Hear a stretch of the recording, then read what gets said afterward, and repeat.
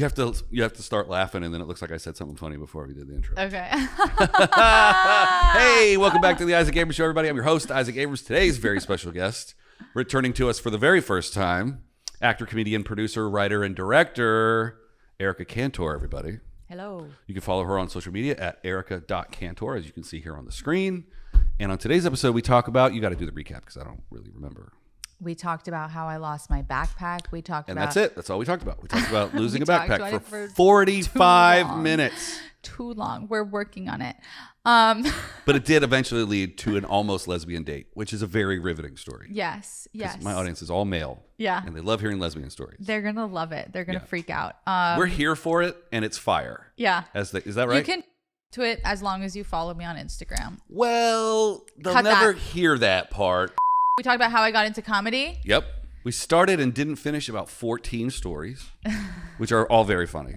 I loved it. This intro's getting too long now, so enjoy the episode, everybody. Erica, thank you for being here. Thank you so much. Enjoy the episode, everybody. We'll see you next time.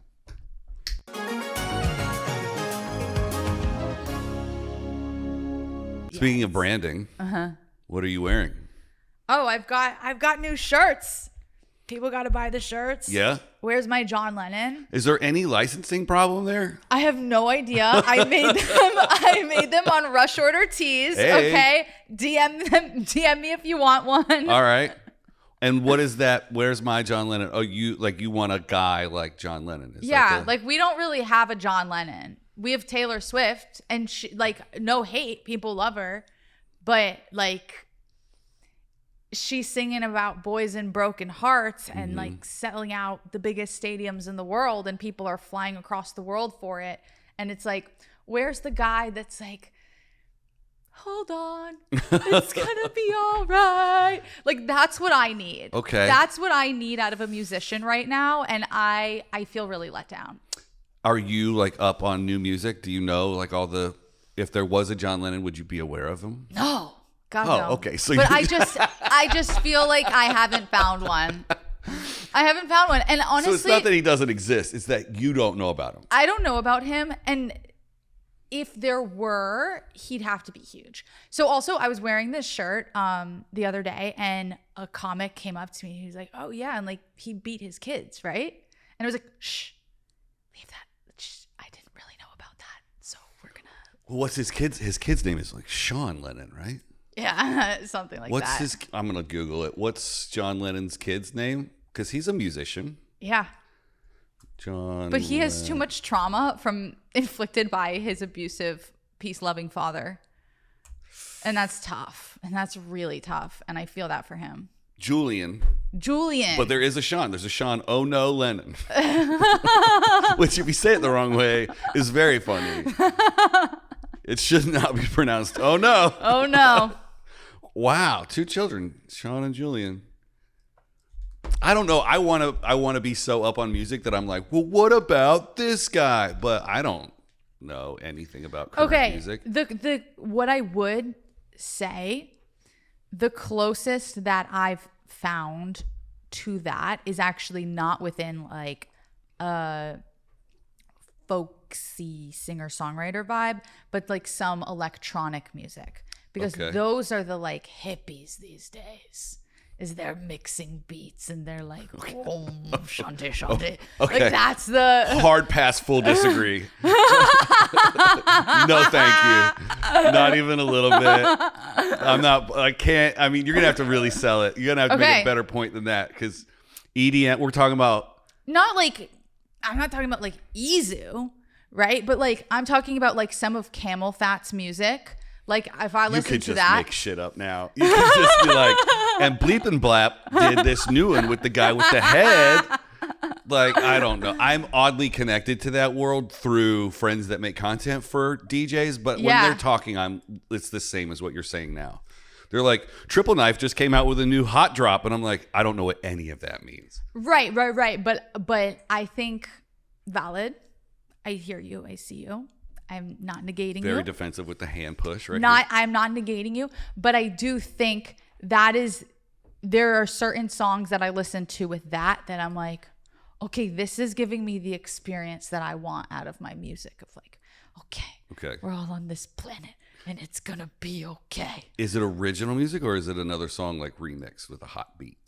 A mix. Sometimes it's like poetry over beats. And I'm like, They're taking comedy punchlines for the drop now. yeah. Really? Oh, yeah. They take Theo Von all the time. And he's like, really? my favorite cigarettes are cocaine. And then, yeah. I mean, everybody steals comedy for the internet. Like, wait, cocaine, cigarettes. That's crack. yeah, right? I don't know. I got the phrase wrong. I didn't know Yeah. this was going to be a follow-up question. I can It's look all right. it up. It's all right. No, it's good. It's good. I think he Crack said is cool. his favorite kind of weed is cocaine. I think that's the quote. Don't quote me on a quote, but Yeah. there's DJs that they put all kinds of shit in the drop. Yeah. And then, yeah. you know, the Insta hoes, they take comics jokes and they just mouth them. Yeah. Like they lip sync like they do a song, and they just stand there being all Insta hoey, and they get more views than the comic. And that's a bummer. That's a real bummer. Or here's the question though. This is a legitimate question, and I'm not sure the answer. Good, because we don't tolerate illegitimate questions in here. Thank you. But so the comic puts out their work. Mm-hmm. It doesn't get that much attention because people are like, you're an ugly comic. Right. Naturally. Thank you. And then some like hot Instagram model takes it and then puts their voice over it, and then it blasts to virality. Mm-hmm. Does that actually serve the content, like the comedian and their joke, by taking their joke and making it more widely known in a way that it wouldn't have been known before? Fair question. That's just my question. And I don't know the answer to that because, like, I see how it's also fucked up. But it's also like, okay, all of a sudden, like, this thing that person wrote is blasting off, but then they're probably not getting the credit for it. Okay, two sides of that coin. One, it was probably already kind of popular for that person to pick it up and then do the voiceover. So I think that had a little traction in the first place. Second of all, is anybody going to go like, oh, let me see who wrote this? What's the percentage of, like, let's say it gets 1 million views. The percentage of those 1 million people that are like, let me find out who really made this joke, like zero. It's fucking 0%. Right. So I don't know. Does it help? But then what's your intention as a comedian? Is it to share a thought that you have and see if it hits? Or is it to share your name? I have no idea. Me neither. Because this whole show. I'm just asking questions. Yeah, thank you. I'm really honored to be on your show today. This is really great. This whole show's journey is about me finding my comedic journey, right? Right. So this is episode 183. The show's been on for 5 years. It hasn't been consistent. What an honor. Yes. I mean, come back for 200, you know what I'm saying? Okay. I'm actively I'll be looking here. for a co-host, but nobody wants to do it. I'm looking for a third chair. Nobody wants to do that either. Everybody wants their own show. I'm sidetracking. My point is, I don't know is the answer. Like, right. I think that the way to build a comedy career now is to get an online presence. Yeah. And then with whatever you do online, sketches, maybe it's stand-up clips. Stand-up clips will help you sell tickets on the road. Yeah. But if you get famous doing sketches, are people going to come see you do comedy if you don't prove it? Like, that's what I'm worried about. Yeah. My whole social media presence is this shit. Right. I very rarely post stand-up. Right. Is anybody going to come see me? I don't know. I don't know either. But we're going to find out. You're going to find out. Yeah. Yeah, I don't know the secret sauce to selling tickets, but it does. I do have one friend who Austin Kress, and he does like this stoned guy thing. Mm-hmm. And we actually, it's funny, I like saw him in passing the other day, and he's just coming to my mind because, like, we first met in a groundlings class years ago, and then he dropped the class, and then we met again through stand-up, like, years after that. And oh yeah, he's very funny. Yeah. Yeah, he's got an OnlyFans special. Yeah. No, he's great. And, like, when we reconnected, I was like, where'd you go in that class? And he was like, I just was like realizing that, like, because at that point he was already big on TikTok, with like this one character that he had been doing, and that one character allows him to sell tickets when he goes outside of LA. And like, so he was like, I don't really need this class in the same way that like other people are like looking for some character to do on TikTok, which was never really my intention, but I did hear what he was saying of like, he was like, I already have that, so I don't really need this class. And then like, I can sell tickets from this character that people are like excited to see. Yeah. I just had this conversation with the same comedian that we were talking about off air before this started, that no one knows that conversation and they never will. They are starting to blow up by doing a character. But I'm using the case study of Adam Ray, right? Adam Ray does Dr. Phil. Right. So how important is it for you as a comedian to have a character alter ego? Well, Adam Ray's already planned the obsolescence of Dr.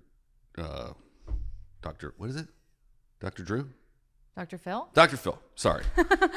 Jesus. Dr. Drew is a completely different thing. They're all the fucking... If you're Dr. first name, I don't buy it. Right. But you can only ride the character wave for so long. Yeah. Like, how long can Adam do Dr. Phil? And he's like, it's going to be this long. And the tour's going to come to an end, and he's not going to do it anymore. He might do a special appearance, but he just did the first show of his new character, Jeremy's Basement, at the Comedy Store the other night. So it's like, it's the progression. Like, if you get launched off on a character, you can't make a whole career out of it. Like, you have to come back to yourself at some point. Yeah, for sure. I mean, I also think it's like, just like creatively, like what fucking lights your fire, man? I don't know. Cause like, I know for me, like there's maybe one character, but like not even, like, I don't know if I would love doing like a character for that long. Like, I don't know if I would like that. Yeah. And I'm just like, I don't think that's my path. And I respect those for whom it is. And it's just not something that speaks to me but like, I would love to, like, I love playing around in character. And like, I used to do a lot of improv, but like, I don't know if I would want to be like doing like, I don't know, make that like my thing, but maybe. I can't say that it's for me either. I've never been drawn to acting just from a memorizational standpoint, right? Which is also affecting my fucking stand-up, because if I can't memorize lines, I can't memorize my own jokes. Oh, like, I'm with you on that. I got to do them every single night, and then I'm on autopilot. But then when I do a new joke, I'm like, oh, that was the punchline. I started with the punchline. Like, memorization is a huge problem for me. So I'm drawn to improv. I'm drawn to crowd work. Yeah. I'm drawn to musical comedy, and I would love to incorporate all those things, but you can't get to the point where you get to go and do that in front of a whole theater full of people until you prove that you can do the regular stand-up stuff. Yeah. Unless you just go out and create your own show. I don't know. I feel like I'm bitching about this on every episode now, because I finally have all of the shit to go and like do the musical comedy. Right. This is the project I was putting off yesterday. I was telling you Got about. it. Okay. I have this I bought so much shit. Like, to the point where I ordered a matching bass and a guitar in 2018. It finally came in. Like, I've got my frontline guitars already. After all these years? Yeah, like it was 7 years? My best friend makes guitars. He just put me off till the... Okay. Long story. Everybody at home knows this one. But, like, if I had a band, all their guitars would match. The drum set would match. I don't know how to play piano, but that seems like the funniest way to do it. I would love to do, like, a Zach Galifianakis thing. Yeah. I don't know. I just want to do music. I want to do improv, and I don't want to do any of the hard stuff, like go to the Comedy Store and do potluck for 3 minutes. I mean, honestly, like, I think then that's the answer, because it's like, if going to potluck is gonna drain you, like, fuck that, because like the odds of getting up are so slim. What a waste of time. But like, if there's something that you're like, this is what I want to do, and like you seem passionate about it, then you're probably gonna be better at that than like getting your name drawn at potluck after having waited for so long. And then like, by the time you're actually up there, like your energy might be like kind of off because it has all of this negativity around it. You know what I'm saying? Oh, absolutely. I mean, I've done potluck one time. And it was great. The host put me up. I didn't have to go sign up. Yeah. It was amazing. I don't know. I just feel like I have spent most of my comedy career trying to skip the line, trying to find the back door, trying to post up on social media, trying to just not do all of the things that you need to do to become a great comedian. And I got some really great opportunities. I did 150 shows last year, opening at theaters for a headliner. That got my wheels under me as far as like doing traditional stand-up. So I don't feel like I got to grind it out every night. But if you ask me to do that 10 minutes right now, I'd be like, I don't know what it is. So I honestly think that's better though. Cause like, I think what I'm trying to focus on in my stand-up right now is like, I think that sometimes I memorize my jokes too much and then it sounds memorized when like a lot of what my jokes are genuinely thoughts that I have. And so it's I would like, hope so. No, but like there are things that like I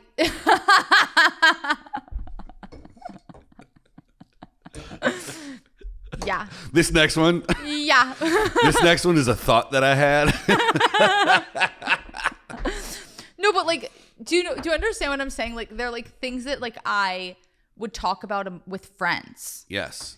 That's more what I mean. When you can get to that conversational level with the audience, but they don't talk back, like it feels like a free flowing thought. Yes. That's the best. That's like, the thing is like a lot of what my jokes are like from things that were conversations at one point or like a genuine feeling that I've expressed to a friend that like, you know, got a laugh like at a tape. You know what I'm saying? Like, and then when I say it on stage, whether it gets a laugh or not, when I go back and watch the tape, I'm like, there's something like inorganic about my performance. And like, that's kind of what I think is the next frontier for me that I'd like to crack. But I'm sure you probably have that figured out a little bit better by not necessarily having your jokes memorized. You, as someone who's seen themselves on camera 183 hours, because I edit this show. Yeah.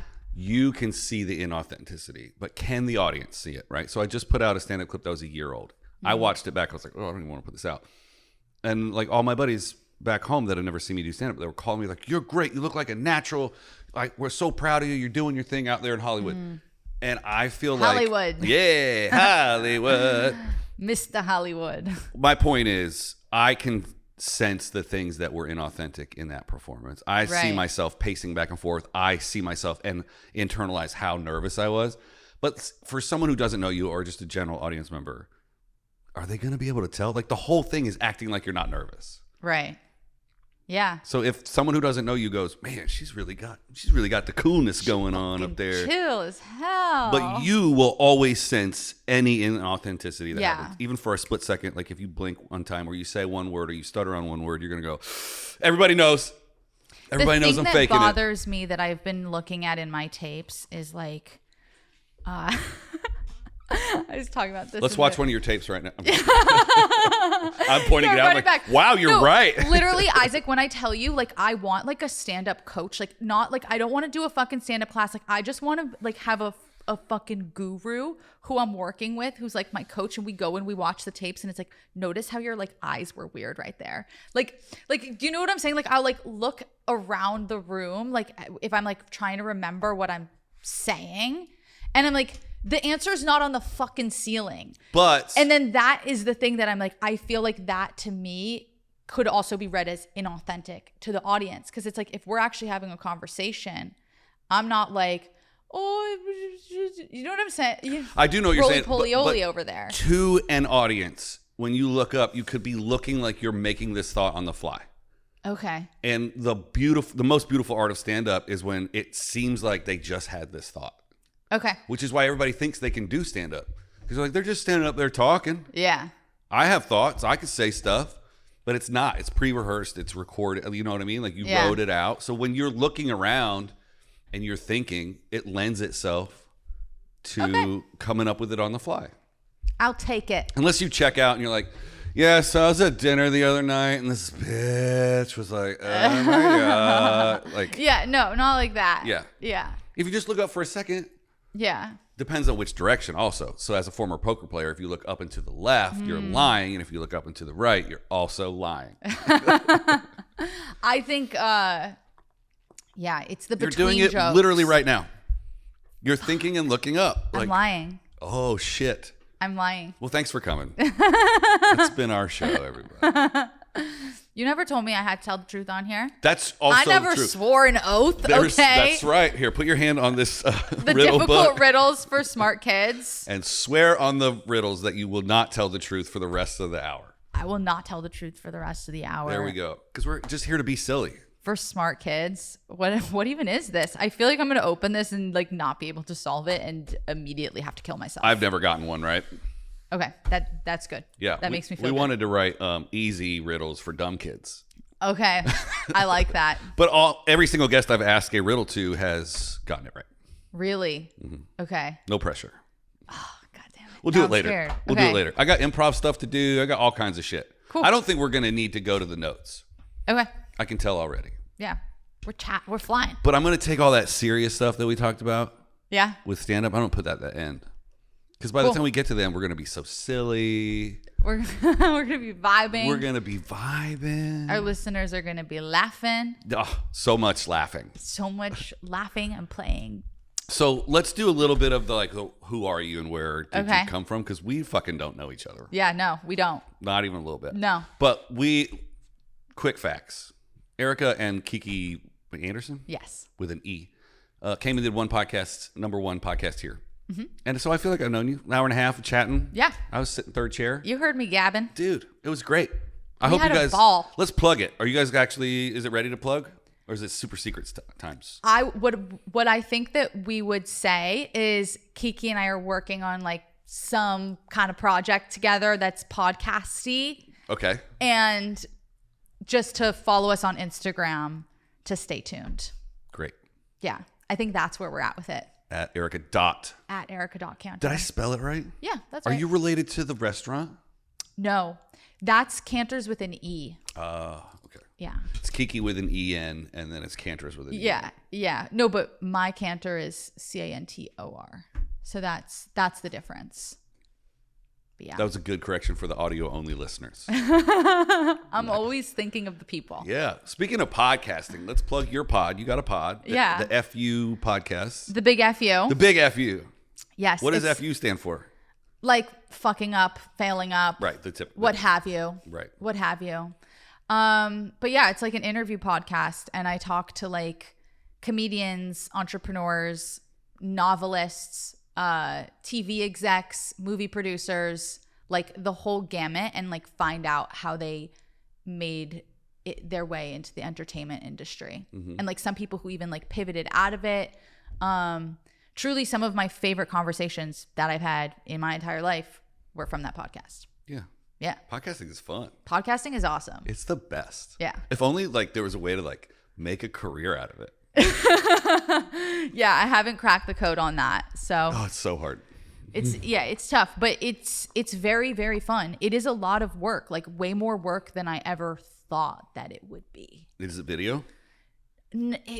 Like very lo-fi video is kind of how I started it. And at this point, I only have like 7 episodes. 8. Yeah, One's a 7 or stand-up 8. clip. Yeah, I have it right here. yeah. I brought receipts. There's 8, but number 7 is a comedy clip. Yeah. Yeah. That sounds about right. Should we shout out your guests? Sure. Tal Rabinowitz, Kyle Vincent, Orion, Levine, JD. Slakert. Okay, good, thanks. Ellen Harold. Oh, she's very funny. Yeah. Alex McAtee, and Sean Patton. Yeah. Now, were these all Zoom? Did you do it at a studio? What happened? How did you make it? I did them mostly at my house, or on Zoom, depending on like where the guest is in the world. Right. Like when I spoke to Sean and Tal, those were both over Zoom, but those were the only 2 Zoom episodes. Because they're New York heads. Yes. That's what people in New York say. Yeah. They say heads. New York heads. I mansplain. I'm a New York head. New York to you. That's so funny. When did you move here? 2020.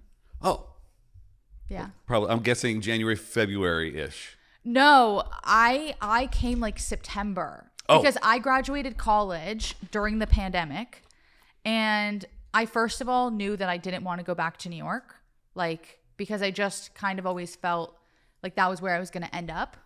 And so I was looking to move to London, and I had this dream of having, you know, some intense desk job and then going out at night and doing stand up. Okay. And that was kind of my play. And then I didn't get that job that I was applying for anyway. And then the pandemic hit. So it's like, okay, now you can't even look for like another job in London. Mm-hmm. And then the natural next place to look. I was just like, I don't want to live in New York, and we're in the peak pandemic, so like it makes the most sense to be somewhere in nature where I can go out and hike. I love hiking.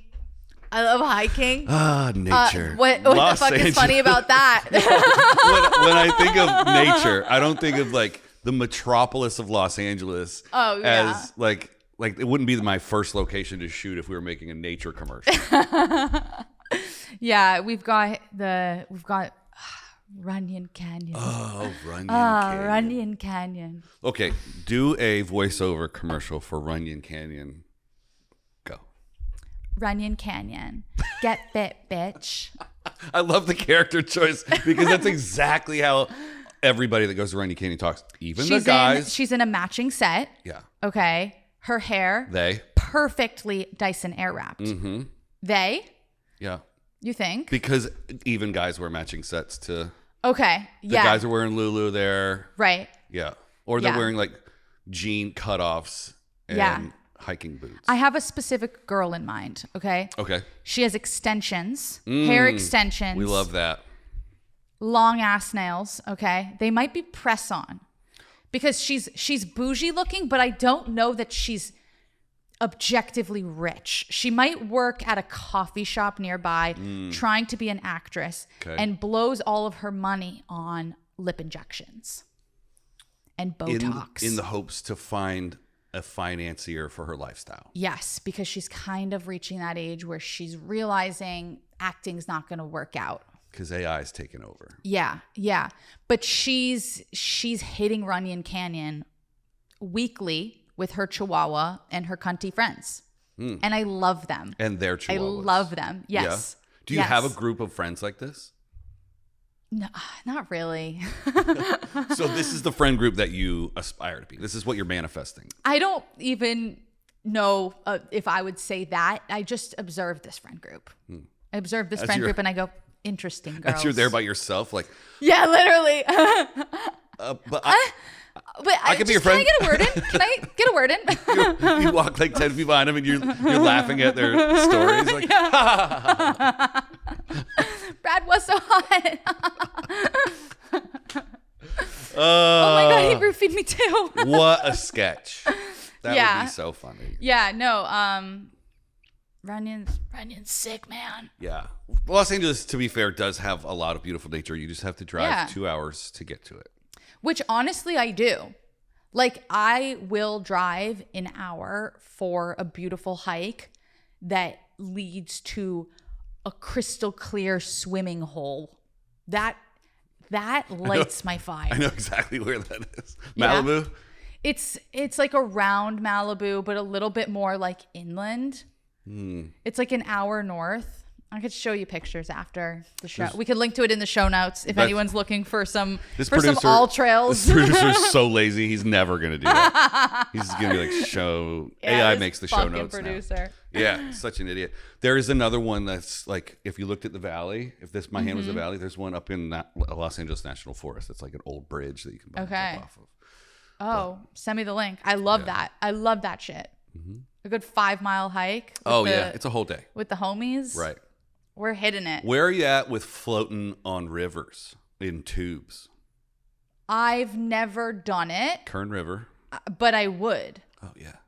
I think I would love that. Yeah. It's like a whole day in Texas. Did I hear you talking about this, or are you the second person to talk about this? I have 3 things that I talk about, and this is one of them. So it could be me. Were you talking about it with Kiki maybe? I doubt it. I don't think I would interrupt your podcast to be like, hey, you guys ever been tubing? Wait. You ever been tubing? You ever been tubing? Yeah, tube. Possibly. I don't know. Yeah, no, I fuck with some tubes. I feel like that would be lovely to like take some shrooms and float away. Yeah. Float into the depths Take of enough the night. shrooms, you don't have to be on the water. Yeah. Just float away anyway. It's double floating. That's jet stream. Okay. That's You're flying. Yeah. You're 600 miles an hour. Yeah. Just cruising. I'm like, wow. Do you take... But like in reality, I'm going really slow. Are you talking about like real mushrooms or are we talking about gummy mushrooms? I'll do either. Do you trip off the gummy mushrooms? Not often. I mean, when I take the gummy mushrooms that you get at like the vape shop. I have more experience with the chocolates. Mm-hmm. I've taken the gummies once, and I don't recall it being like I think I enjoyed them, but like I took a microdose anyway of the gummies. Definitely I've tripped balls from chocolates and I've tripped balls from actual shrooms. Yeah. And those are my way in. I had a really magical experience when the lead singer of my band. I had a really magical experience. You guys listen to really this. Magical experience. I blended real mushrooms with another substance one time. What substance? Let's just say if mushrooms are a downer, there's options to go up. And it was mushrooms the thing that, and cocaine. Well, I'm not gonna admit or deny that, but you're very. If we were playing hot cold, you'd be on fire. That feels like putting like Mentos in a Diet Coke and watching it explode. And trying to swallow it without burping. Yeah. It's exactly like that. But you see like the texture of everything. Like you see what everything's made out of. Right. And then you can't stop talking about it. And no one else stops talking either. Because you're all talking over each other. Cracked out. Yeah. And you know how you always create businesses when you're on cocaine? Allegedly. Yeah. I've heard that. I create businesses sober. Oh. We Look go, at that. Startup, business idea. Girl boss. A lot of ideas, no execution. You're executing your shirt. Oh, yes, I've executed my shirts. We might have licensing issues. John Lennon is not even that necessarily great of a guy, but we love his messaging. And where is that? Yeah. Where's my... He's dead. He's dead. Imagine. Okay. Oh, my God. It should say imagine on the back. Oh, fuck. Okay. Next batch. DM me if you want a sweatshirt. We're going into business. I can tell. Yeah. We haven't figured it out yet. Yeah. I think it should be a comedian management company. Pass. I'm so done working in representation. Oh, right. You already did that. Yeah. But I loved it. Had a great experience. Worked with lovely people. Without specifically talking about what you're working with or on now. Yeah. You moved to LA in 2020, middle of pandy. You got a job, which put you in or around the film business. And you have since written and produced and starred in 4 shorts. Yes. Was that because of stand-up? What is it? Are they comedy-related shorts? So basically my way into this was like I was studying engineering in school. I went to a school with a very big film TV program. So I had lots of friends who were making shorts in college. And my sophomore year, like a friend asked me, or I think they didn't ask me. I think they were going around my sorority house, like, we're desperately looking for an actress. And I was like, I'll do it. Not like I do acting, but like. Yeah, no. And at this point, you also have to keep in mind, like, I was going through, like, the midlife crisis of, like, a 60-year-old man. Like, I was taking, like, flight lessons. Like, I was trying to, like I hated everything I was doing in school. And so like I was smoking a ton of weed and like flying planes and then like I'll do your short. Like I was just doing everything possible to like be like find meaning that wasn't from like school, which I hated. And then I was on this short film set and I was like, this is awesome. I fucking love this. And then there's snacks. I'm in. Yeah, literally. No, are you kidding? At that point, I was so anorexic. I was on a lot of Vyvanse. She was a Vyvanse queen. I don't know what Vyvanse is. Oh my God. It's like Adderall on steroids. Oh. Yeah. You don't want to eat when you're on that stuff. You don't want to eat when you're on that stuff. Better or worse than cocaine? Probably better. Different because like honestly, like for me, like cocaine can be like kind of dancey and like, yeah, like, let's fucking go and stay up all night. But also it can make you angry. And like Vyvanse like really makes you angry. Like if someone, like when I'm studying, if I was on Vyvanse, and I haven't been on Vyvanse for like 6+ years. God bless.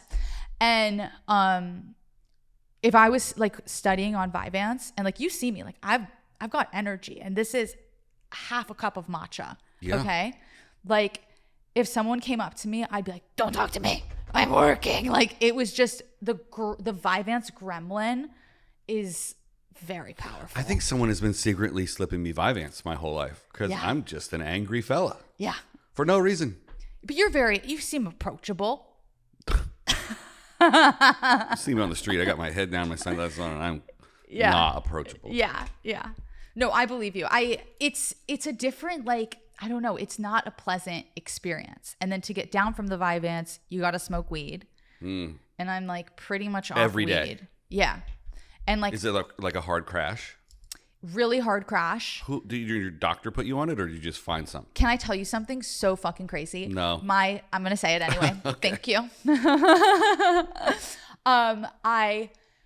My sophomore year, I called my psychiatrist and I was like, dude, like this shit fucking sucks. Like I'm on the craziest cycle of taking the Vyvanse and then smoking a shit ton of weed and like trying to like taking like melatonin or whatever I was taking at that time to get to sleep. Like nothing that hard, but like just it was like a crazy cycle between weed and Vyvanse and a lot of caffeine.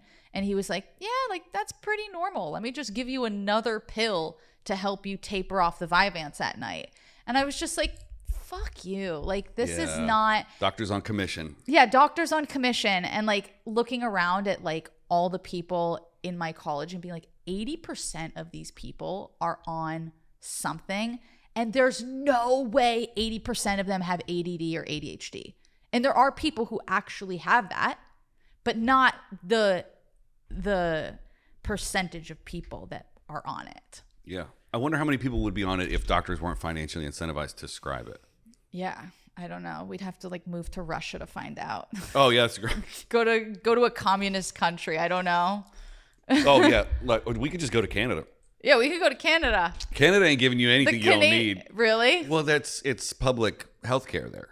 So if you really need it, they'll give it to you. You Right. just got to wait in line for a couple hours. But like, they're not going to be like, everybody gets Adderall. Yeah.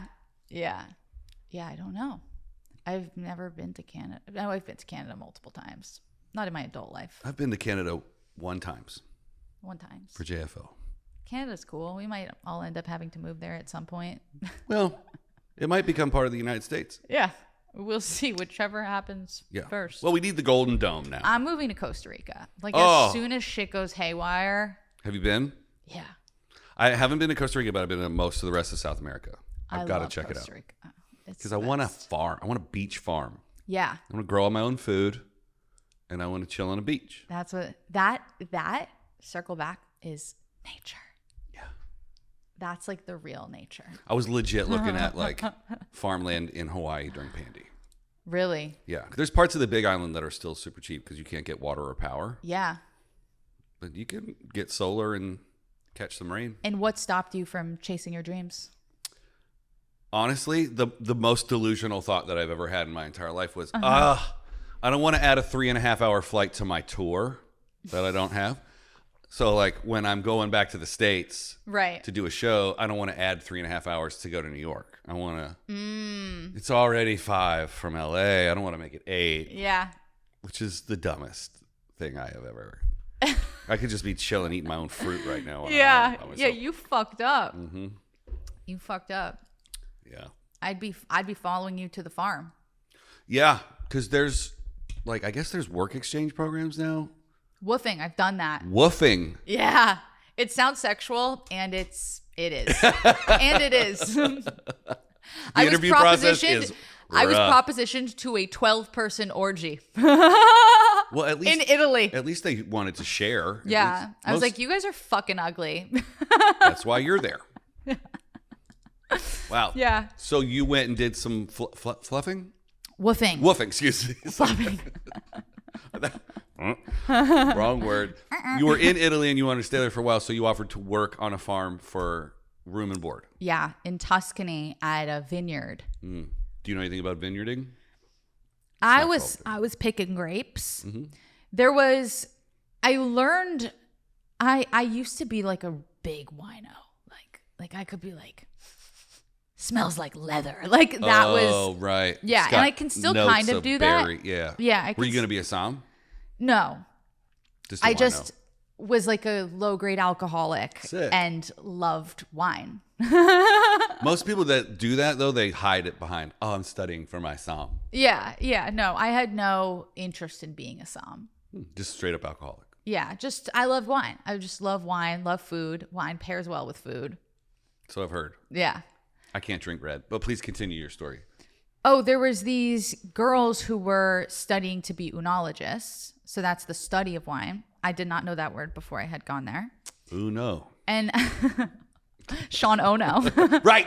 Fuck. My callbacks are way off today. They were studying to be oenologists, which I might not even be saying correctly, but I learned a lot from them. Like they would take me to go see the barrels where they were like fermenting the grapes and like watching the difference between contact, like skin contact and like removing the skin and the different ways of making different wines. And it was an awesome experience. I did leave after a week. I was supposed to go for 2 weeks. Oh. And I was just like, it was, because when you go woofing, you don't know exactly what you're getting into. I've heard that about woofing. Yeah. It's a crazy world out there. Yeah, it's crazy. And I was living in a room of 12 people, or it was 2 rooms split between 12 people. By gender? By gender. But I was just like, I don't know about this. Yeah. Yeah. It was like you gotta work like conditions. 10 hours a day, right? No, it was like 4 hours, but like you have to wake up at like 6 a.m., you know? Or still be awake at 6 p.m. a.m. Yeah. Like I'm assuming people like to party on a wine farm. The thing is like yes and no. Like it was really like we would work from like 6 to 10 and then the rest of the day, like people would just kind of disperse to I don't know where. And I would just take these like Sour Patch gummies I had and like go stare at the sky in a field and journal. And I would like, there was an Airbnb. I'm forgetting about all of this and it's coming back to me. Nice. I'm a very disrespectful person. There was an Airbnb on the property that was gorgeous. And I would go to the Airbnb and swim in the pool, which we were not allowed to do. And then like one of the workers would come and yell at me in Italian and I'd be like, I don't speak Italian. Yeah. Keep swimming.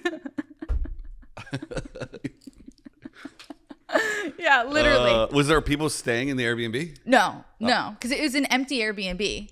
And I was just like, I'm just gonna go take a dip in the pool. We're just dipping in the pool. We're just dipping in the pool, all right? What's the big ish? He's like, get out of the pool. And you're like, I don't know what you're saying. Hilarious. Oh, my God. I'm like, no hablo Italiano. I'm not Spanish. Hilarious. He speaks English, but you don't. Yeah. No, I don't speak English. So after a week, you were like, I'm out of here. Yeah. And they said I was the first person to ever leave early. Do you think that's true? Yeah. Like I went to the head guy who like at some point someone did say something along the lines of like, we should have an orgy. And he was like, I don't see why not. And I like went to the head guy and I was like, so like, I'm going to dip. Also, I did find out I had HPV right when I was there in Italy. And there was this one American girl and I like went and told her and I was like, I could have vagina cancer. And she's like, you need to go. Just go. Be free. So you found out that you have what 95% of Americans have. Yeah. And then you're like, I'm going to die. Yeah. I thought the same because I didn't thing. know that. I didn't know that. I was like, I'm a slut. I got 3 weeks to live. I'm not spending it in Italy. Yeah. The perfect place to spend it. Yeah. No, I don't. It was very like commune vibes. Yeah. At least you didn't have like malicious intent. You could have given HPV to 12 people and just been like, Yeah. I'm fucking out of here, dude. I should have done that. I'm like, The thing is, they probably all had HPV already and more. And then I would be subscribing to their herps. I'd be subscribing to their various gonorrheas, chlamydias. Well, maybe it's like, you know how you can travel and you can eat the bread and it's not as bad as when you eat bread in America? Oh, yeah, like gonorrhea Yeah, in Italy it's is not just- that bad. When you get gonorrhea and you travel in the UK, it's like, I don't even know if Italia? I quit. I'm done saying words today. If you, I don't know, this joke's dead and everybody gets where I'm going with it, so I'm not going to keep tagging it. Yeah. So this was before you moved to LA. Oh my God! Wait, we got so off track. I'm It's so okay. sorry. I'm the roadmap. And I was also trying to make a joke about the head guy. You kept saying the head guy, and I was like, he would be giving a lot of head. I could see it for right. him. He could just be the guy in charge. Yeah, yeah. But he's also the head guy. He's both. Right. Yeah. For guys and girls. Yes. He's the head guy. Are you dating guys or girls right now? I went on a date with most recently I went on a date with a girl. Since we last spoke? Yes. Sick. The one you met at the coffee shop? No. Different girl. But it wasn't a coffee shop. It was that my backpack was stolen. Oh, and then she worked right. at the massage parlor next door to where they threw the backpack over, and I tracked it with my AirPods, and she helped me climb a 10-foot wall to get it back.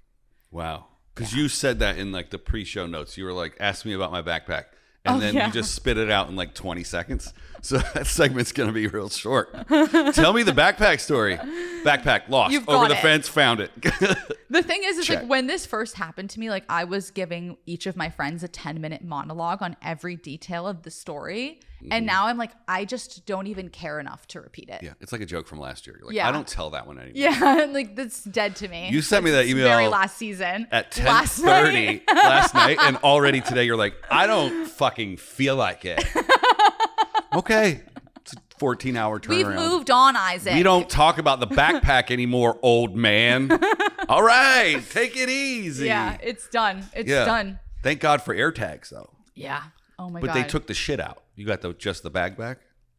Yeah, so basically they smashed the window to my car, took my broken computer, and then took the backpack and threw it over this wall into a vacant plot of land.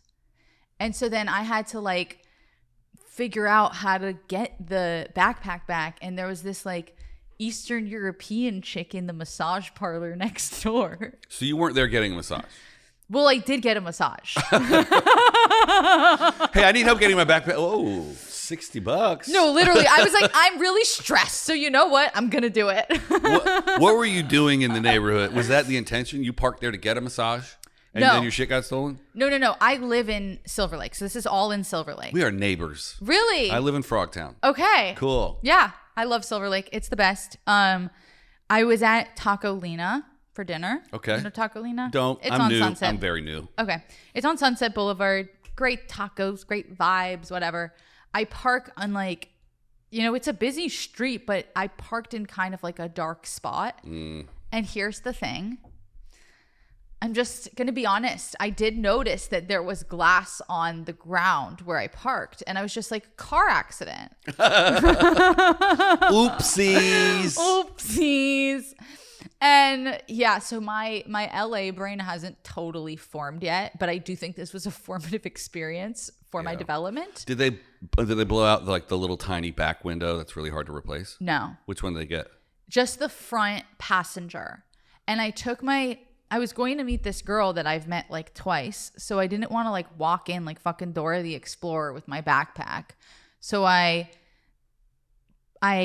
leave my backpack on the floor of the passenger seat, like covered by a yoga mat. And like I was very like meticulous about it, like making sure that you couldn't see any of it. And then I came back to my car and the window was smashed and the backpack was gone. And I'm like, they must have been watching me. Mm-hmm. So, which is why I don't like it's tough. I like to put all my stuff in my trunk because I take cameras and shit everywhere I go. Yeah. So I know people who have had thousands of dollars of camera equipment stolen out of their car. Because if anybody sees you put shit in your car and then they follow you, they're gonna. Yeah. Like if I'm shooting at a show, I just go straight home, or I come back here and dump my shit and then I go out. Yeah. I know people who have like left it like for like an hour, and then they come back and it's gone. Yeah. For a while. So back in my day, in 2006, when I moved here, they were there's a little tiny window in the back on the back doors of a 4-door, there's a little small window that doesn't go up and down. Yeah. They were just breaking that and then unlocking the door. Oh. But it turns out in everybody's car, that window is way more expensive to replace than the one that goes up and down. That's a square. This other one's a little triangle. It's hard to find. Yeah. So I got mine busted out so many times that I just started leaving the windows down. Goddamn. Yeah. No, that's...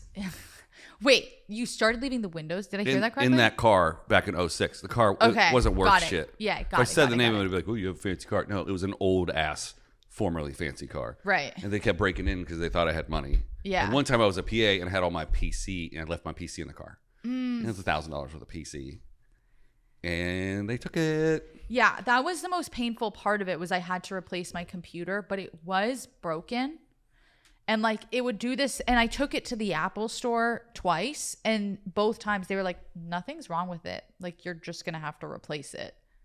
And like, or in order to fix it, it's gonna cost more than what the computer costs to replace it. And I was like, you guys are fucking dickbags. You can't take it to the Apple store. You got to take it to Melrose Mac.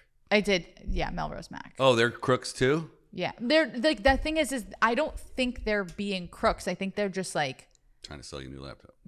I think they're giving it to you straight. Like they're not easy to fix because they're like solid. Like a PC, like a Windows PC, you can like unscrew it and take it apart and like fix certain things. And like for those, they have to, I don't know the science behind it. You don't know the science? I don't know the science behind it. I brought you here to tell me the science expert on MacBooks. Yeah, I'm the tech expert here. Welcome back to Tech Expert. Yeah, I learned yesterday that TikTok Live Studio is only for PC.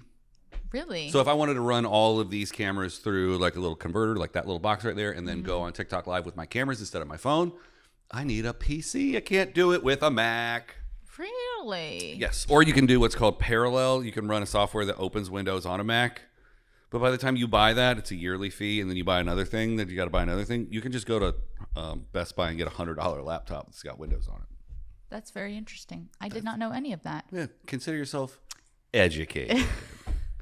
Okay, so we're kind of in the middle of the story of how you got to LA, but we're also in the middle of your sex life, which is involving a date with a handy lady. Well, so she has since returned to Eastern Europe.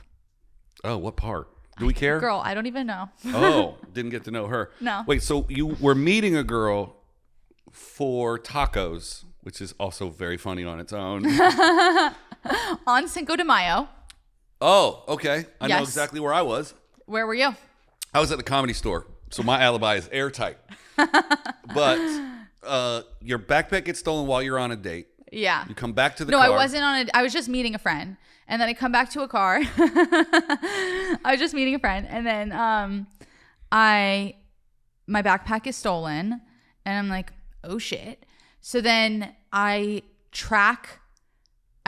like from my phone, I can still track like my computer and stuff. And I see that like the computer is on Sunset, like close to the Now Massage, but like not in the same spot as the AirPods. And I was just sort of like, okay, maybe it's just like not tracking it properly. And then the next day I check it and the computer's moved to Koreatown. And then I was like, I'm going Jack Bauer on these fuckers. And I'm like, start blasting music in my car and like screaming at the top of my lungs like I'm on cocaine. And I'm like going down the street, I'm like, I'm gonna fucking get you. You're like punching the roof. Yeah. You're like, let's go. And every single person, including the police, including my mother, all of my friends said, do not go to Koreatown to get your computer. The only person that told me to go was my father because he'd rather me die than spend $2,000 on a computer. If that ever happens to you again, you call me first. Okay. We'll get the boys together. We'll get the boys together. Well, that was the thing was my mom was like, do you have like a strong male friend? And I was like, I'm not fucking gay. Like, well, I mean, sometimes for tacos, but Yeah. not. Yeah, no, I was like, not really. But then the lady helped me get it back. And I was like, we don't even need men. What lady? The massage The lady. Eastern European lady. So you go to Koreatown to get the laptop. Mm-hmm. But you're like, real quick before I go kick some ass. Oh, so I go to Koreatown and then I see that it's in an apartment building. And I'm like, I can't go knocking on I can't go kicking down doors. Hey, are you a thief? Yeah. Like I'm actually going to get stabbed. The only person who could potentially do this for me is Fanto, who studies Muay Thai. Hilarious. If you know who that is. Yes. Yeah. Okay. He got stabbed the other week. I don't doubt it. Yeah. It's crazy. Like if he could take a stabbing and get me my computer back. But the thing is that the computer was broken. To take a second stabbing? Yeah. Like you could take these guys. But I was like, okay, we're going to let the computer go. Then I go back to the AirPods. The AirPods are an easier thing to steal. You just reprogram them, boom, they're somebody else's. But they're I guess because the AirPods aren't worth as much, they're like, fuck that. Like they're not taking it to resell. Like maybe they're taking the computer for part. I don't know. I don't understand why. But I go to get the AirPods back and like the Eastern European ladies like, come, like you have to stand on this, like we could maybe get you back there by standing on this trash can. I'm like in the backyard of the Now Massage climbing on garbage cans. Wait, I'm hold about on. to scale their roof. The AirPods are still in the backpack. They're in the backpack in a vacant plot of land. Oh, okay. I thought maybe that's the AirPods. behind a 10-foot like wood wall. Got it. You know? Mm-hmm. Like a scaffolding site. Right. Basically. So they just like didn't find the AirPods. Yeah, or they just left them. I'm not sure because they clearly tussled through my shit. Tussle? They tussled. What a cute word for a robbery. I got my shit tussled. The thing was I was like, I'm so embarrassed. Like, what if they read my journals? And my friend was like, they don't seem like readers. They take nothing but the journal. Yeah. And they go to a poetry slam and they're just like, today I didn't really feel like it. And all these bitches were really giving it to me. And like the thing is, that would be more embarrassing than yeah. going, Dad, I need a new laptop. Yeah. What? Sell your journal. Or they're like sitting around the table, like smoking cigars, like on my computer, like laughing at me. Yeah, because you have your journal backed up on your computer. Yeah. Which of course I do. Hilarious. So did you get the laptop back? I didn't get the laptop back, but I got the rest of the shit back. And I had to like literally, when I tell you I was scaling this wall, like at first we had a ladder to get me up the one side. And then like we were trying to scoop the backpack out with this long stick, and all the like tenants on the street are helping me. Like there's a wine shop. That guy gave me the ladder, and like the whole community was rallying around, like trying to help me get my shit. Project Backpack. Yeah, Project Backpack. And then at a certain point, she was like, girl, you got to jump in. So then I jump in. I'm like scaling this wall down. I'm sweating bullets. I throw the backpack over. And then like... She's like, thanks, peace. Yeah. Yeah. And then I got the shit back. And I had to then scale the wall back up. And we were all... It was a very elated moment. I think that was the happiest I felt in like years. So then you proceeded... in that happy euphoria, decided that it must be closely related to the massage lady. And then you asked her out on a date. My roommate was like, she's kind of cute, right? And I was like, yeah. Like, I was thinking that. So your roommate's been there the whole time. She came in. The wine guy gets credit. The massage lady gets credit. Meanwhile, Sandy's over there like, fuck me, right? I didn't help at all. No. She came in, post me going to the Now Massage, figuring out where the backpack was. I went home to grab her and I was like, I need a buddy. Like, we got to do this together. And she was like fantastic support. We could not have done this mission without Merve Erkanli. Okay. It was a mission. Oh, we're saying real names now. Yeah. Okay. Yeah, she gets a full name shout out. Like, also, she was wearing her like UGG slippers throughout this journey. Okay. And guys were screaming at her from their car windows, you need new shoes. And she's like, we're on a mission. Is this the roommate or the massage lady? My roommate. Your roommate is was getting yelled at out there in her busted kicks. Yeah, in her busted kicks, getting not the opposite of catcalled. I'm like, dog whistle. Nope. That's like going up to a homeless person and being like, hey, let me help you out. Your shoes are untied. Yeah. Like, why would you do that? Why would you just tell people they need new shoes? That's yeah. Rude men. But yeah, shout out to the rude men in the Escalade. They added a lot of comedic value to the day.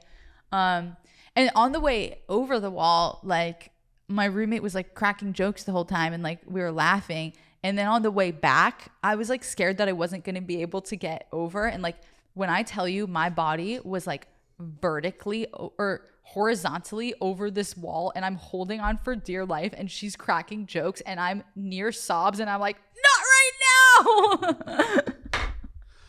Because you got to make it back to the ladder. Yeah. Did you have to Spider-Man? I had to Spider-Man. Oh. So this is what everybody wants to know because this is what I want to know. Mm-hmm. At what point you get back over the wall? You got your backpack. Your mysterious roommate just appeared or has been there the whole time. And at what point do you lock eyes with the massage lady and you go, okay, let me take you out for a drink? So Merve's like, she's kind of cute. And I'm like, Merve's the massage lady. Merve is my roommate. Okay. And she's like, she's kind of cute. And I was like, yeah, like I was thinking that, right? And she was like, you should go get her number. You're saying, and she's just standing here, right? No, like at this point, she's debating. like, It's like, I can fucking hear you guys. Yeah. No, at this point, she had gone back into, she's like a receptionist. She's like, I left the phones, whatever.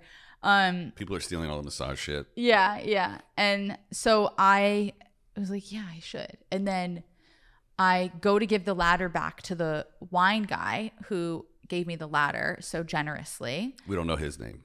No. Fuck him. No, we don't know his name, but he was a gentleman. And so I give the ladder back. I get a bottle of wine and I'm like, I'm going to go home and celebrate and drink this wine. And then I walk into the Now Massage to ask for her number. And I'm like, hey, bought you this bottle of wine. Just changed the whole story. Yeah. Don't know if she drinks or not. No. And I was like, and like, I've been working on this in therapy. Like I feel insecure asking girls out first because I'm like, I don't want them to be like, what are you, fucking gay? You know what I'm saying? What? They're also not dudes. Yeah. Like I don't want to be like, I'm not like a dyke like that bitch. Like I just like don't want to be like rejected in that way. I'm not vegetarian. I just sometimes eat vegetables. Yeah. Okay. Yeah. I don't think you have to worry about that. Women are so prone to like rejecting dudes all the time that they would probably be like, oh no, thank you. Yeah, I don't know. I think I grew up around a lot of homophobia. Like, ew, like she's such a lesbian. Like that's like ingrained in me. So that fear is what we're overcoming today. Yeah. And you got to just ask out like 5 chicks a day. I know. I think so. Just exposure therapy. Mm. And I was like, I got you this thing. And if you would maybe so be perhaps interested, I would be interested potentially if you were into it in this particular way to take you for a drink. And she would be like, I am interested. I accept. You do it like Victorian style 1700s. Yeah. Like, if the lady permit me, I shall take her to a drink.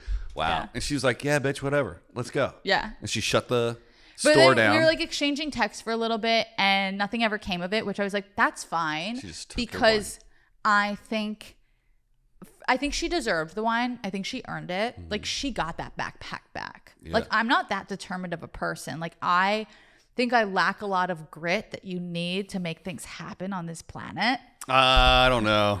I think you got the grit. Thank you. I'll take it, but... Or you have the ability to find someone with grit and employ them. Yes. So you're going to be a great producer. Yes. I need someone with the grit to push it along. You have grit recognizable tendencies. Yeah. Or I attract grit talent. Yeah. So we're exchanging texts, and then at a certain point, like I think she was going back to wherever she's from. She's going back to wherever the hell she came from, and we have not spoken since. But I am okay with this. Do you think she was here legally? Do you think she was legally under duress? Because no, I don't think so. Massage parlor implies all kind of like indentured servitude. Yeah. I see that and I hear that. I think she was probably legal. That was the vibe I got. It feels like a very legal studio. You know, Oh, I'm it's like, a studio. yeah. Oh, it's not a parlor. I keep calling it Excuse a me. parlor. Did I keep calling it a parlor? I think I did. It's a Okay. massage parlor. Yeah, no, it was like a studio. So the rule of thumb that the information that guys tell each other in Los Angeles is that if it says Thai massage, then it's a legit place to get a massage. But if it just says massage, you can ask inappropriate questions and sometimes get the answer you're looking for. And every now and then get punched in the dick. Yeah. No, but I feel welcome, like bro. girls don't need that as much because, like, my vibrator's good. That, and this is what I say to guys all the time. Women can decide. Women are the sex deciders. Sex is happening, and every dude will be like, yes, please. Yeah. But there's no amount of game in the world that a guy can go up to a girl and be like, hey, let me say all this combination of words. It's going to change your mind about sex right now. Right. Wait, a woman? Can you say that again? So a woman can be in, let's just use a bar as an example because it's a social situation. Yeah. A woman can be like, you, sex, now. And dude's like, okay. But a guy has to go up to a woman and be like, hey, here are all of my qualities and attributes. And she'll Right. still be like, I don't care. Right. There's Yeah. no amount of game. Like guys are like, I got game. It's like, no, you don't. You just talk to enough women that you finally got around to the one that found you attractive. Right. And was willing to mate at that moment. I certainly have been rejected for sex before. Certainly have experienced that. By a man? Yes. By many men By in a my lifetime. straight man. By straight men. I have been rejected for sex. New York ain't what it used to be, bro. Not in LA, right? No. She's working at a Chicago 7, okay? I don't know what any of that means. It means it ain't looking good. No, but I think that sometimes that's like the notion that men have. But then my experience on this planet has been like, yeah, well, I think that that's probably the majority of the case. And then every now and then, some fucking idiot doesn't see the raw grit and talent. Some married guy with morals. Yeah. What's wrong with this guy? Yeah, some fucking loser. Okay. No. I don't know. Okay, so that massage backpack story took 24 or 5 minutes. Oh my God, cut it down. It Yeah. wasn't even that funny. The editor's so lazy on this show. Okay. It's crazy. But we moved to Los Angeles after college. Yes. The backpack story happened recently, right? Yeah. Yeah. So we said all that to say we didn't go on a date with Massage Lady because we're going on a date with a different lady. Mm-hmm. I went on a date with a different lady. And it's not the roommate who also likes to date honestly, ladies. it was lovely. It wasn't that like salacious per se. It was a nice date. We hit it off. We kissed. Oh. She was lovely. I would see her again, but I didn't feel like, oh yeah, baby. You know what I'm Sparks. saying? Yeah. When a same-sex couple goes on a date, who pays? Is it the person who asked the other person? We split. And also I got more than her. I got fries and she wasn't eating. It's always split every time. Always split. I don't know. I haven't been on enough same-sex dates. Okay, I'm going to So go on I'll some let same-sex dates this week, and I'm going to find out. Yeah. Yeah. I'm just here to figure out who pays. I think maybe there's also like an age component. Like maybe if you went out with like an older girl, like, I don't know, maybe she would pay. In your case or my case? In my case. I was like, in my case. I'm already old. It'd be hard to Yeah. find a woman older than me. They don't exist, really. Okay, so we're here. We're working in entertainment now. Mm-hmm. Did we start stand-up in New York? No. So this is where Sean Patton comes in. Okay. I was studying in Hong Kong my junior year, and I was like really lonely and depressed, but also having the time of my life. Right, because we're on Azerpam or whatever that. Yeah, Vyvanse. Yeah. We're on Vyvanse, Accutane, and like a lot of weed. But are we bringing that from America? Or are we getting Yeah. Japanese Aprapants or whatever it is? No, we're bringing it all from America. Oh, we're smuggling drugs to Japan now. Okay. Yeah, The story no, is into getting Hong Kong. Hong Kong. Is that not in Japan? Hong Kong is China? is China. Oh, technically, boy. it's kind of China. Free kinda Taiwan, not. man. That's all I know. Yeah. Free Hong Kong. Hong Kong is not in Japan. It's not in Japan. No. Tokyo's in Japan. Tokyo's Now in that Japan. we've cleared that up, let's proceed. Classic mix-up. No, but I was in Hong Kong and was very lonely one week, and I went to a show earlier while I was there and saw Sean, and he fucking slaughtered. As he does. At Takeout Comedy, like at this very like small, really international show. And he was coming off the Melbourne Comedy Festival and was touring through Asia. And this is before the show, right? Because he plays a coach now on TV. Yeah. This is 2018. Oh, wow. Yeah. So Yeah. he's not even really like massively headlining yet. Yeah.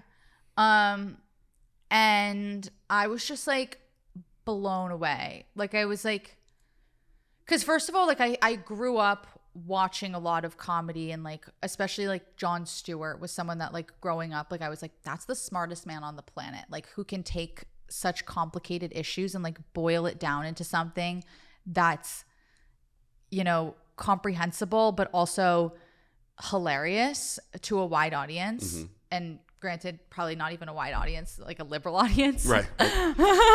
Whatever wide liberal audience is. yeah.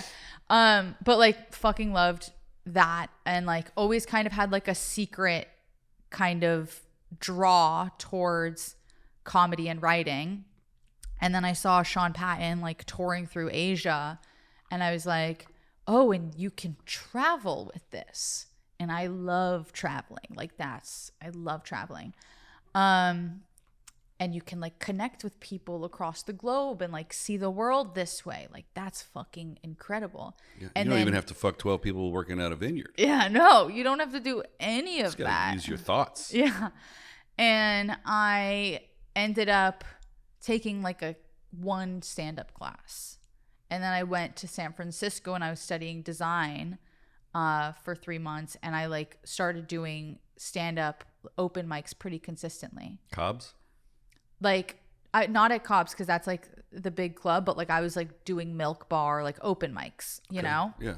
And it was kind of crazy because like even just within 3 months, like I was like inducted into this crew of lovely people who would like invite me to different mics and like invite me to get dinner after mics. And then like, you know, like doing my first couple shows, like my first show that I had ever done was at a church on Valentine's Day. Wow. Yeah, in the Tenderloin, if you know anything. It's like deep San Fran. And I was just like, this is amazing. Like I fucking love this. But it was also very different from like who I think I had, like, how do I say this?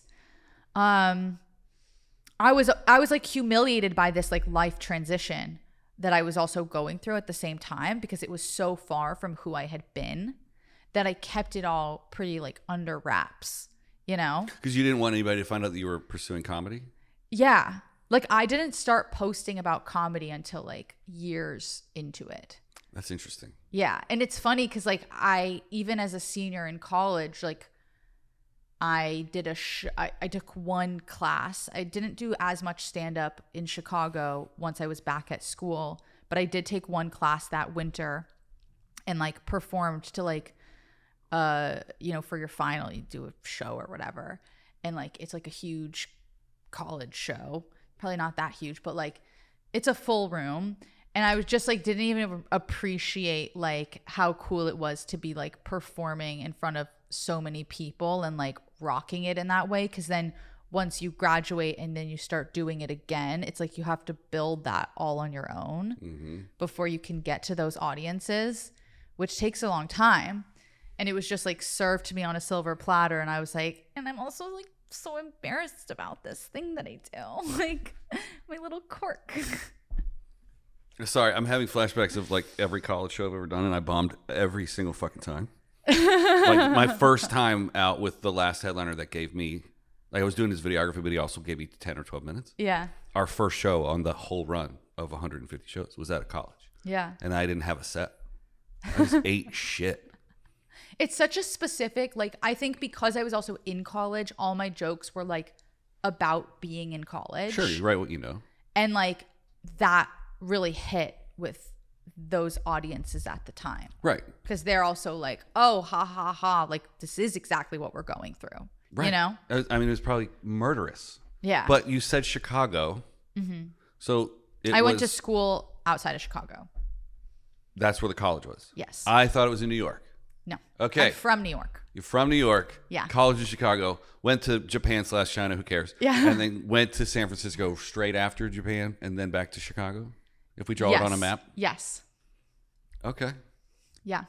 Hong Kong to San Francisco, back to Chicago. If you say Hong Kong fast enough, it sounds like Hong Kong, which I think is very funny. Hong Kong. It does sound like that. It does. Okay, you have a hard out coming up in 10 minutes. Yeah. So we're going to do a couple of really quick rapid fire would you rather questions that I Cool. saved on my phone. I love Would You Rather. Let's go. Okay, because we have 7 of them. Mm-hmm. Would you rather wear nothing but jeans or wear nothing but shorts? Can I choose like the size of the jeans? Sure. I don't know if this means you don't get to wear anything but jeans or anything but shorts. Because like I'll say like these jeans that I'm wearing, like they're very baggy and they feel like sweatpants. And I would rather this than shorts because I get cold. I think if you can't wear anything else, it doesn't matter. What do you mean? It says nothing but jeans or nothing but shorts. That means you're fucking naked from the top up. Oh. So who cares if you're wearing shorts or jeans? No one's looking at it. Then in that case, I think I would look better nude in jeans anyway. That to me is hotter. That's giving Calvin Klein ad, okay? I don't know, dude. I think that's giving Bella Hadid wrapped her arms around like this in big baggy jeans. I think I can find you a That's Calvin Klein very ad chic. that has shorts. I think you can find just as many Calvin Klein shorts, topless ads. But it doesn't speak to me. It doesn't speak to me. This- The jeans speaks to me. Okay. That's my answer. What kind of jeans? Big, baggy, like jeans that kind of feel like sweatpants. Okay. So jeans you have on now. Got it. The jeans I have on now.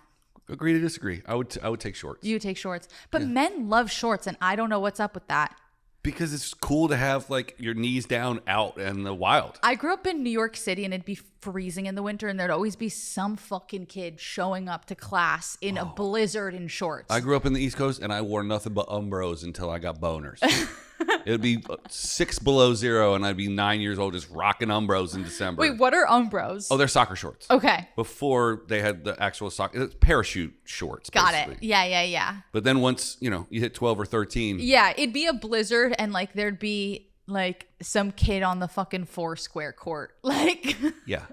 Jean shorts and construction boots. yeah. Timberlands. Yeah, that was the look. Yeah. That was the look. Oh, yeah. And like that 15-year-old would be like, who's ready to fucking ball? Yeah, let's go. I got my dunks on. Yeah. All right. Well, that was an interesting one. It seems like it's like a personality question. This one is better. Okay. Would you rather live in a dumpster or live in a gas station bathroom? I think a gas station bathroom, because you can lock the door. There is a toilet. And I've seen some gas station bathrooms that I go, oh, pleasantly clean. Surprising. Yeah, pleasantly surprised. Yeah. You just changed my mind. Thank Because you. I was going to say dumpster because I could build it out into my own palace. But the running water in the bathroom, like you got water to drink, you can clean it if it's nasty. Yeah. And the toilet, sold. Sold. I could live in that. Yeah. I could do that. Okay, so we agree on that one. And noted that you changed my mind. Slam dunk.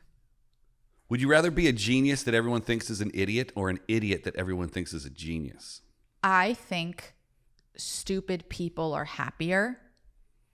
I think that there's something to be said for ignorance is bliss. And so forgetting about like the perception by other people, I think that there's something to be said for just being like, I don't know what the fuck is going on, but I'm bawling. They do look like they're having a good time. And that I think is my answer. Man, you changed my mind again. It's like I definitely want to be an undercover genius because that's what I feel like. I feel like I'm just walking around and I'm like, what are all these idiots doing here? But I'm miserable. Yeah. I could just get some CTE and knock some of the smarts out. Yeah, if I Be happy. just kill some brain cells. Yeah, wow. That's two for three that you changed my mind on. Let's go. Okay, this is a challenging one. Okay. Would you rather have no fingers or have no ears? Like, I can't hear anything. I'm deaf. I would like to say that you could still hear, you just don't physically have ears. But if you didn't have fingers, you couldn't touch. So I think for me, that's pretty straightforward. That's fingers. Because if I can still hear, Yeah. but even still, like, there's people who are deaf. And, like, I think that's, like, a fine experience in the world that they're having. Mm-hmm. Like, there's deaf culture. Moshe Kasher talks about this a lot in his book. Is he deaf? No, his mom is. And I think other people in his family, too. Oh, yeah, maybe his dad. I think it was mom and his dad, right? I don't know if it was maybe his stepdad. Someone was not deaf, and then I think the mom remarried. There's multiple deaf people, and he's really in on deaf culture. And like also like my grandma was hard of hearing, and like I think as long as you know sign, like, and you know other deaf people, you're chilling. Whereas if you don't have any fingers, you ain't signing nothing. Yeah, exactly. Exactly. You have no deaf friends if you ain't got no fingers. Yeah. Also, okay, speaking of sign language, I have to say, so my cousins have a baby that they taught, so she's hard of hearing, and they taught her sign language at a very young age. And she would be like literally less than 6 months old, sitting at a dinner table, signing like water and like sleep. And all the other babies, like who can't talk yet, they can't communicate their needs, so they just start sobbing. Mm-hmm. And because she's so young and is language, but can still communicate, she never cries. Wow. Yeah. I'm never having children, but if I do, I'm teaching them sign language. Yeah. No, I've thought about like if I still have fingers. And it's like they only need to know like simple things at that point, you know? That's very cool. Yeah, it's really cool. I'm Now into I want that. a baby. I'm always pining for a baby. My uterus is like, it's time. You got to start dating dudes. I know. Well, I mean, you don't have to. You could get an injection. I'm going to trick my ex into getting back with me.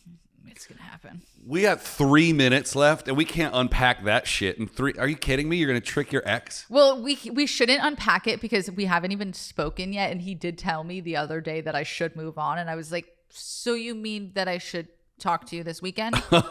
You know you're going to hear from me, brother. Oh, my God. This one's very easy. Okay. Just move on. Okay. He's over it. He's over it. Yeah. Which makes you want him more. And then you're like, I'm going to prove that I can get him back. And when I get him back, I don't want him no more. And then I'm going to dump him. I've been through that shit. I'm not even that toxic. I'm just like, what do you mean? I just want to get him back just to be the one that dumps. Yeah. I've done it a million times. And that leads into this one. Would you rather meet your future self or meet your future kids? Oh. Future self or future kids? Yeah. Ooh. I would honestly kind of want to meet my future kids. Kind of want to meet my future kids. I think that seems really sick. But I would also like to meet my future self because, so I may have spoken about this on the pod with Kiki, but like part of what led to the demise of our relationship was I read Chelsea Handler's book. Not your relationship with Kiki, your relationship with your ex. Yeah.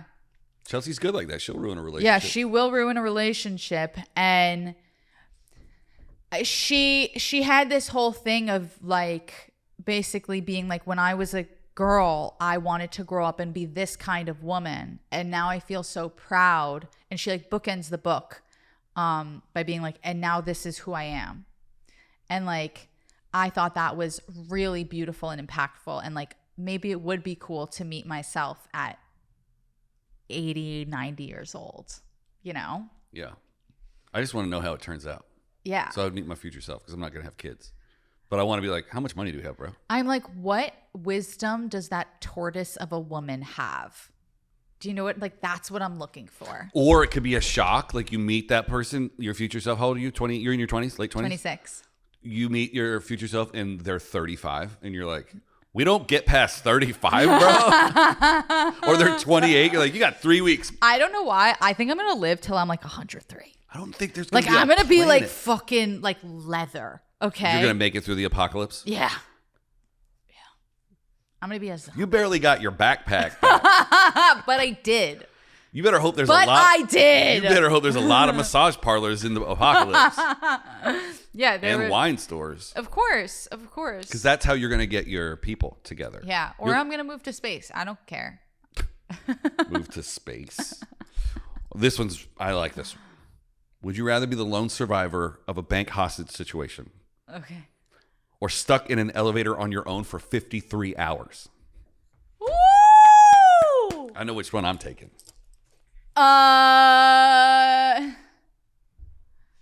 Do you know that you're going to get out of the elevator? No. You don't know you're going to get out of the hostage situation either. They're out there killing hostages. You're the lone survivor of a hostage situation, which means they killed other people. I'm taking the elevator. I'm taking the hostage situation. You're not getting a book deal for sitting in an elevator by yourself. I was by myself for a little while by myself. No, if you get the lone survivor in a hostage situation, you're like, dude, there were guns everywhere, and they were like, poo-poo, and I lived. Because it could have been like, you could have taken the... You get museum exhibitions. Yeah, I don't even know what that means, but you get one of those, you get a book deal, you get money, speaking tours and engagements. People are bringing you out there going like, tell us what it's like to survive. And you're like, survival is surviving. And you write a whole book about it. You get on 2020, you get to talk to John Stossel. Everything is awesome if you survive a hostage situation. I didn't realize I felt that strongly about it. Yeah. I think I'm good without the trauma. I'm good. Good. Do you think you can go 53 hours locked in a metal box without going crazy? No, I'd go insane. I'm insane as it is. I drive my car for 40 minutes in traffic, and I'm like a schizophrenic mess. Once your phone dies, which is going to be 8-9 hours into the experience, then it's all about picking a corner that you're going to peep and poo in. No, here's the thing about me in the elevator situation. You would be shocked. I just go into meditation mode. I come out a Buddhist monk, enlightened. Okay, and it feels like 1 second. I come out, my skin is glowing. All right, that's me. 53 hours in an elevator. I just want to rent. At some point, I just go, okay, we cannot change the situation, but we can breathe. This is why I always bring a battery backup in my book bag that can recharge my phone multiple times. In case you get stuck in an elevator? Or anywhere. Yeah. All right, that was a pretty interesting one. I like that one a lot. Yeah. Oh, no, that was the last one. I've got some would you rathers. Well, we'll have to save them for the next time because you have to go. It's 2:03. Oh, yeah, I got to go. Yeah. I have to go do work stuff. And we got to still do the intro, and we didn't even do a riddle. You're going to have to come back. You're just going to have to come back. I had so much fun. Thank you for coming. This was awesome. Let's do it again. Awesome. Yeah. I'm going to cut out most of it. Yeah. Yeah. That the whole sounds backpack story was boring. Yeah. Let's get rid of that. Really understand the lesbian arc because now we're having babies. Yeah. A lot of confusing things we have to sort out. Bisexuality. It's okay. We can't. Yeah. It doesn't exist. We can't put a pin on that in this episode. Right. Yeah. Well, it's illegal now and you're not allowed to do it. So let's go. Okay. Yeah. Okay. You're supposed to you can't even vote anymore. Yeah. No, didn't matter anyway. It didn't. It didn't matter anyway. It was a courtesy vote. They were like, yeah, you girls can vote. But you know what? The girls fucked it up. The girls were the one who fucked it up. Oh, we're going on the best rant of the entire episode right here at the end. Let's go. No, I'll say it. The women fucked it up big time. The election specifically. The election. And it was women's fault. And there's a part of me that's like, the suffragettes are rolling in their fucking graves. Oh, you're saying the women on the other side. Yeah, I mean. The women who voted for the thing is if you, more than 50% of women voted for Trump. Which I know this isn't a political pod. And it is now. Yeah, but I'll say it. The women fucked it up. And there were a lot of other people who didn't fuck it up who get pinned for fucking it up. And we didn't fuck it up. Excuse me. Oh, that was gross. There's a lot of people that were eligible voters that just didn't participate. So I'm putting the blame squarely on them first. Oh, me too. I have a bit about it that I'm working on. Oh, yeah. Burn it now. Tell us the joke. I'm just kidding. Tell us when you come back. Yeah. Let's get out of here. Everybody go follow Erica at Erica.Cantor. At Erica.Cantor. And, you have a YouTube page that's got a weird name. Yeah, the Vegan Goat Prod. Yeah. The Vegan Goat Productions. You need some subs, bro. What are subs? Subscribers. You have 9 of them. Oh, I don't post on it. I know. You've posted 5 times. Let's blow up the vegan goat on YouTube because that's where we're blowing up. Blow up the vegan goat! They're sitting there counting down the hallway going, what the fuck is going on in there? Blowing up goats. They got red curtains. Yeah. Thanks. Swank Town. Please go follow Erica everywhere you possibly can. Sub to her channel. Erica, thank you for being here. Thank you so much for having me. This was as great as I knew it was going to be. This was a pleasure. Maybe you'll come back Yeah, I would love that. tomorrow and do it all again. Let's do a daily show. Let's do a daily show. I love that. Yeah, we'll call it Old and Young. I love it. Great. And who's who? We don't know. We'll never know. We'll never know. Thanks for watching, everybody. We'll see you next time.